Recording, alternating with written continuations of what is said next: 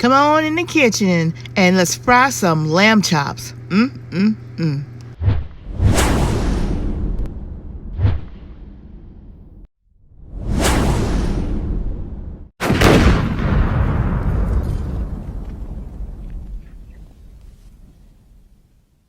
Alright, so we're gonna wash the lamb, and once we get it all washed, we're gonna be adding to that some good old seasoned salt and paprika for color.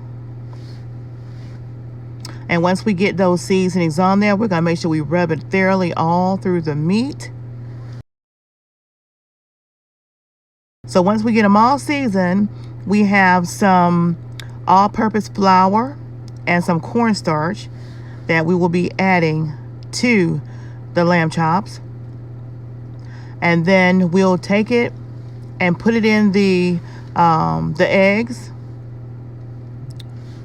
And then once we get it coated in the eggs, we'll use that panko bread crumbs, and we will get them all crusted with that before we take them over to the fryer where we have our vegetable oil heating up. Oh yeah. And we'll let them deep fry for 5 to 6 minutes.